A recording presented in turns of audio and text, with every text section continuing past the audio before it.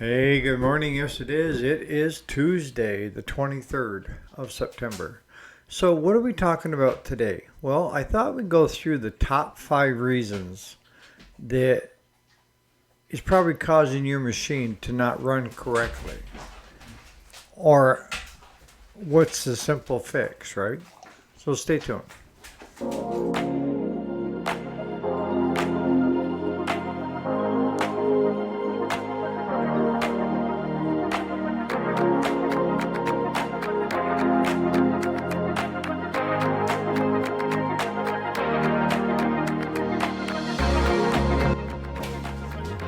Alrighty, welcome back to the channel. My name is Eric, if you didn't already know it. And yes, this is the weekday, Monday through Friday. Today is Tuesday, the 23rd of September, 2025.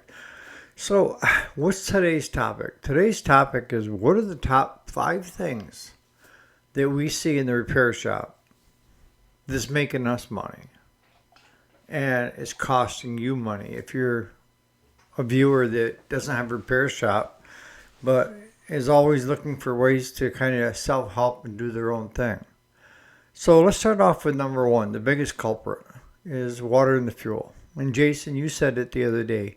It doesn't matter how much carb cleaner or this or that, your engine is not going to run if there's water in the system. It will not fire. It'll actually, what's the right term? Foul the plug. But if you get water on the plug, no matter how much of a spark you have, it's not going to ignite the gas that's around it, right? And a lot of my customers will say, well, where'd the water come from, Eric? Well, if you're using 87, which this corn thing with the ethanol has been one of probably the most detrimental things to consumers when it comes to their equipment. You know, you don't notice it too much on the newer trucks and cars because they're more than a 2-cylinder, right? Most of them are 6 or 8. And they've got a computer system in there monitoring everything, right?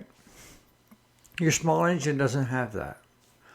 If you get the simple amount of water, it's going to foul both of your plugs so that they can't fire.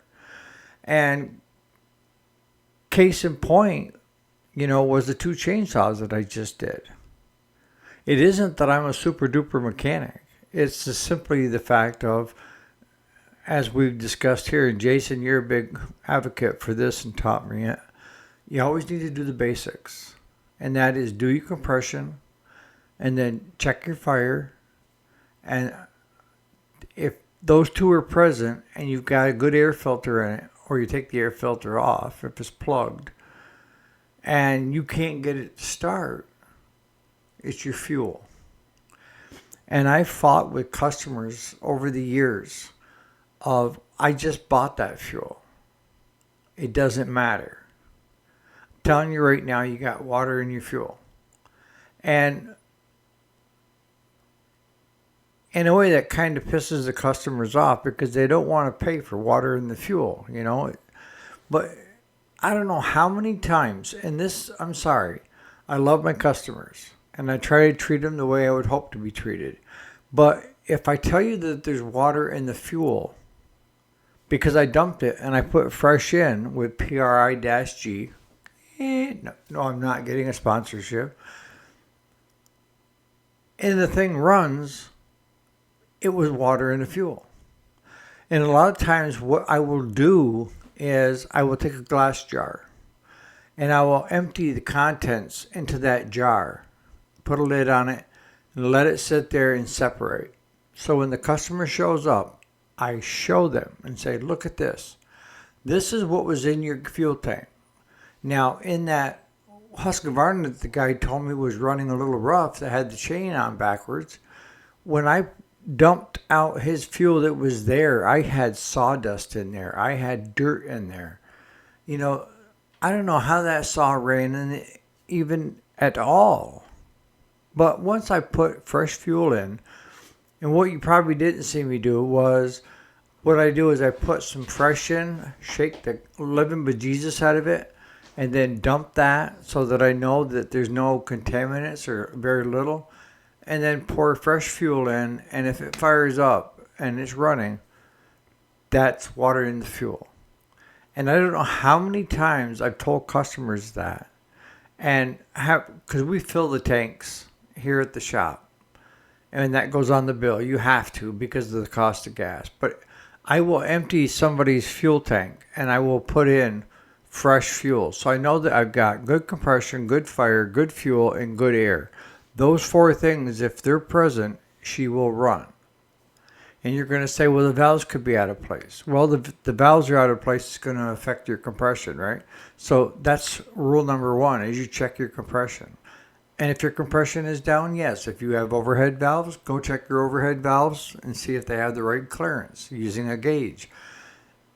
These things, mechanics know. But most do-it-yourselfers to home, to adjust the valves, you really need to know what you're doing. I mean, yes, you can watch YouTube video after YouTube video. And I've watched Claude for years. And he does top dead center.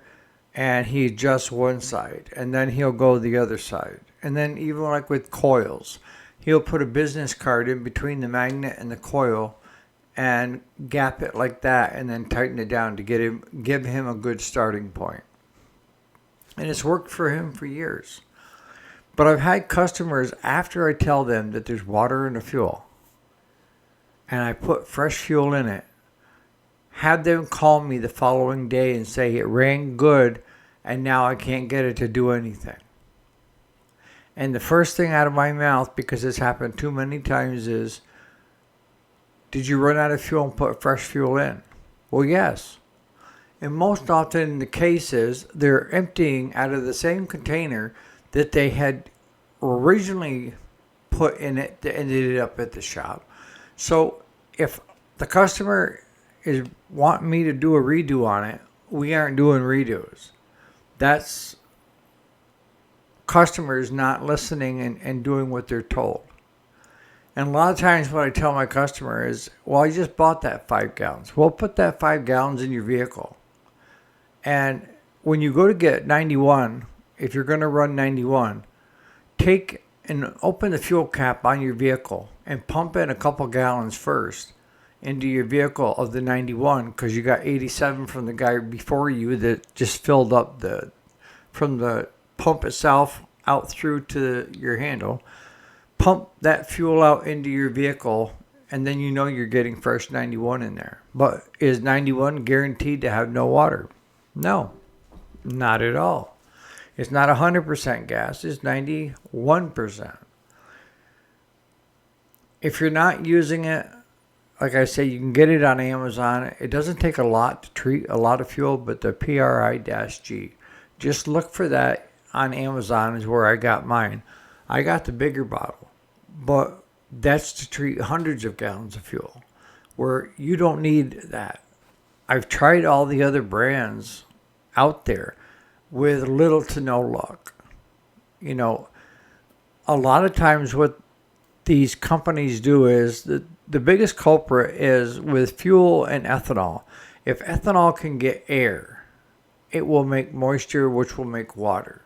So a lot of these so-called additives, they just put a protective film over top of the gas so that the air can't get to the ethanol to create water. And if I'm saying it wrong, please somebody correct me on how ethanol and water regenerates themselves. But no, the customer is still using the same gas out of the same gas can that gave them the problem in the first place. And they got billed a diagnostic, usually it's an hour, because I fixed it. I've drained the gas, now it runs. Adjusting the high and low jets on a chainsaw can be done within that hour. But if that customer shows back up on my doorstep the following day having the same issues, I'll have him stand right there as I dump out that fuel, put in my fresh fuel, and that thing runs. And sometimes even showing them the second time, they just don't get it. Well, I can't waste that. It's good fuel. Well, don't. Put it right into your vehicle.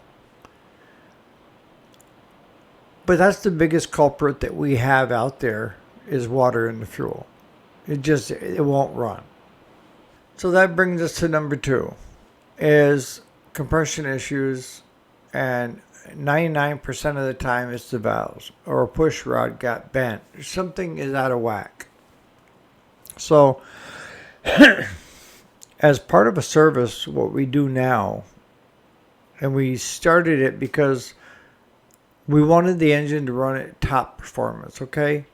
And the higher number you can get for the compression, the better that engine's going to run. So after time of mowing year to year, those valves are going to get out of adjustment. They're going to start getting loose, all right? And then your compression is going to drop, so it doesn't have the power that it had in the beginning when you first bought it. And if you're skipping services with your local repair shop and you're doing it yourself, you're probably changing the oil, air filter, checking your belts, greasing everything, sharpening your blades, and off you go. Most do-it-yourselfers at home do not do the valves. With us, part of the service is actually adjusting the valves. We adjust the valves on everyone that comes in for a service. Claude looks at it as being kind of a pain in the ass. I happen to take both valve covers off a twin. I call it just part of doing business. You're trying to get the best running machine for your customer that you possibly can and have as little problems as less often than what they normally would. I shoot for my customers to have a carefree summer. That's my goal. When the machine leaves the shop, pretty much has my stamp that unless something seriously happens to it, it will give you a carefree summer. Now, if I give you a list saying the deck belt has a couple chunks missing out of it, you're got some bearings that are making some noises in your spindles, I will make all these notes on the bill. Because I've asked you, I've called you and said, do you want these addressed? And if the customer says no, then that's the answer is no. But what I'm doing is I'm putting all these things down on the bill itself because we do our own billing. And it shows that these things here were seen but not addressed. So if it comes back because that belt broke or the spindles got really loud or disintegrated, it's already on the bill that it was an issue when it left here. You opted not to want to fix it at this point in time. Which to me is kind of asinine. Why send it to a repair shop if you don't want it fixed right? People want you to toggle it up just to get them through to save as much money as they can. And that brings us to number 3. And that is customers trying to do something themselves to try to save money. And I've had customers that would show up, let's say with a John Deere riding lawnmower, and it's 6 years old and never seen a service before. Yeah, that's 6 years that they never greased the deck, never checked the belt, never did anything. They just ran it and checked the oil. If it needed oil, they added it to it. Or worse, they decided that they were a mechanic because they watched a YouTube video and they get it all tore down and realize it's over their head and there's missing pieces. Like, where's the push rod that was in behind the valve? Oh, I don't know. Well, you took it apart. You must have come out somewhere. So now you're not only the mechanic, you're the investigator trying to figure out what did that customer do? Because 90% of the time, if a customer gets into that unit before they bring it to us, it's going to cost them more money than it would have if they would have just brought it to us in the beginning. Because now we got to put all that crap back together. A lot of times, when somebody watches a YouTube video, or they'll put into the YouTube search line, engine won't run, what to check? And they will do all these things without doing a regular checklist of things to start with. Instead of starting with compression, they start with fuel. And they keep, well, if I add fresh fuel, it's going to take care of it. And more than once, I've had people bring in a chainsaw in a box of parts. And I'm like, what did you want me to do with this? Well, fix it. How do I know it's even all there? Well, because I put everything back in the box. Take it home with you. Because just the cost alone of me putting this thing back together and trying to figure out how it goes back together. And if it's missing any parts that you didn't tell me about, like maybe something inside the carburetor, and oops, we don't play that game. You know, if you bring it in a box, I'm going to assume that it's a donation to throw on my junk pile of just crapola. If you're going to do the service work on your own machine, then you need to do the front to back. You need to learn how to do the front to back. And the problem is a regular mechanic is going to see hundreds of machines. So they're going to have a system in place, and it doesn't vary whether it's this machine or that machine. We always still start with compression and then work ourselves to fire on the coil and so forth. It's our way of doing a good, thorough job. With you only seeing your machine every spring, you don't have the, what's the right word? The experiences of a seasoned mechanic that sees hundreds of them and learns to identify certain things when it shows up of what could be the culprit. And it comes from hours of working on them. Again, if you're a homeowner and you're doing your own service, you don't have the hundreds of hours of experience. You've only got just that small window, right? I'm not saying that you can't do a service, because you can. It's just going to take you a little longer, and you're going to have to make mistakes and learn from it. Doing an oil change, checking your belts, greasing your deck, that's fine. But when it comes to the valves, if you don't know what you're doing, you can get in over your head in a hurry. And you can actually make it so that it's worse than better. And it's even worse when you don't tell the mechanic that when you drop it off, I've been into the valves and I can't get them adjusted correctly. So that at least the mechanic knows, okay, that's a known issue. We need to address that based on compression. And it's good to know that you've been into the valves so that we don't assume that everything is there. Most mechanics will know if a push rod's missing or clips are missing, what have you.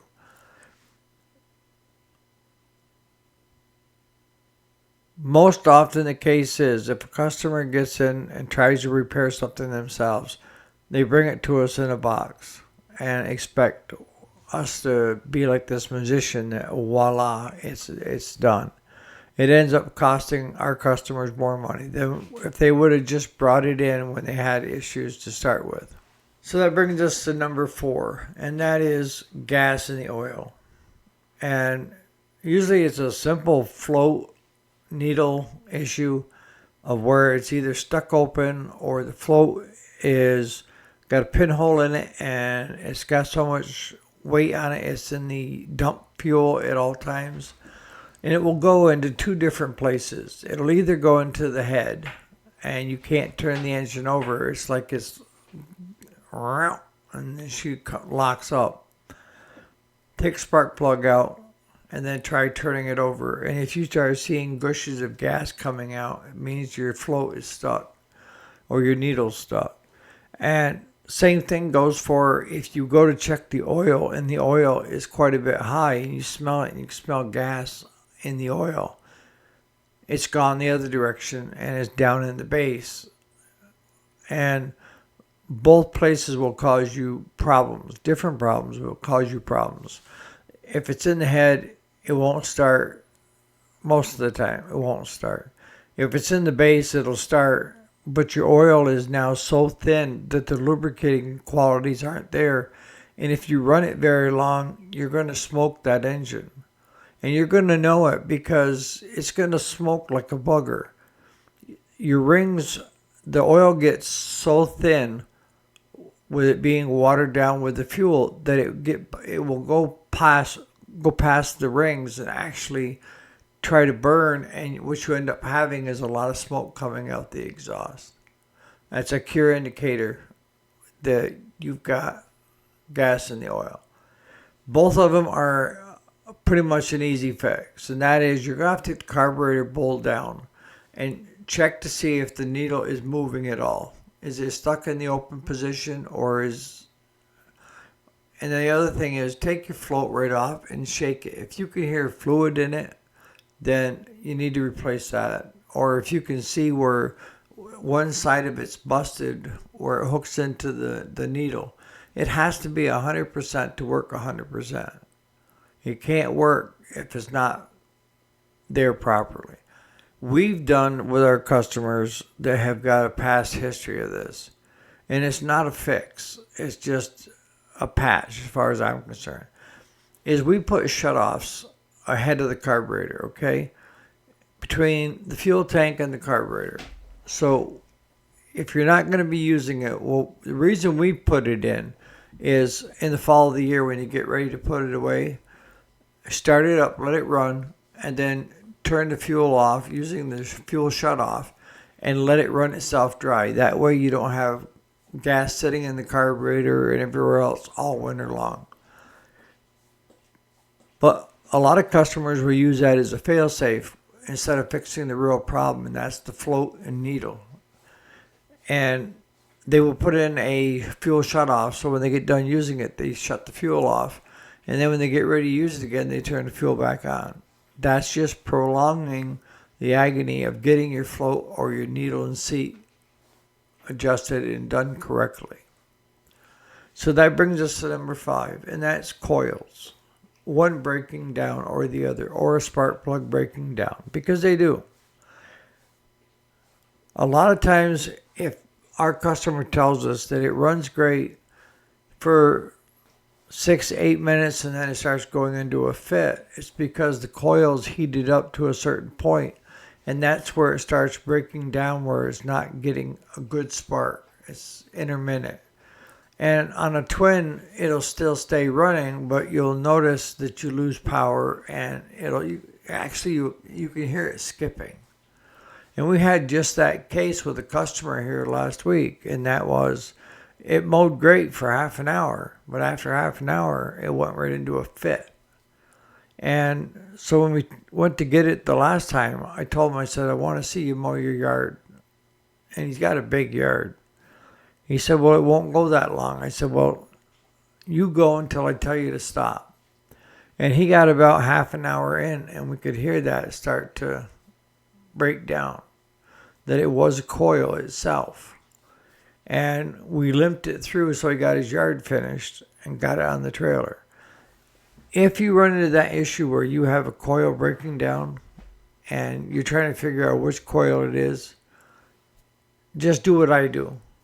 Get a set of them, replace them both at the same time, so that you don't put a brand new one in it and 3 days later the other one goes into a fit. They both got the same hours on it. Throw a set of coils in it for what they cost, and it just saves you a lot of headaches of trying to figure out which one is breaking down. Swap them both out, put brand new ones on it, set the gap correctly, and off you go. In the comments, are your top 5 kind of resembling mine, or are they different? Because if they're different, put it in the comments of the things you think are the top 5 that you see in your shop, or that you see as a do-it-yourselfer when you're working on your stuff that causes you issues. So on that note, you guys have a great Tuesday, and we'll see you here bright and early for tomorrow morning for another day of the weekday. Today is cardiac rehab day. Yippee. And I also started on a new antibiotic to try to figure out what's going on with the stomach issue. So we'll take it from there. I had to stop taking one medication because it said if you take this certain antibiotic with that certain medication, it could put you in cardiac arrest. That's all I freaking need. But it would solve my other problem, right? Because I wouldn't be around to have it. Got to look on the bright side of things, guys. Enjoy your Tuesday.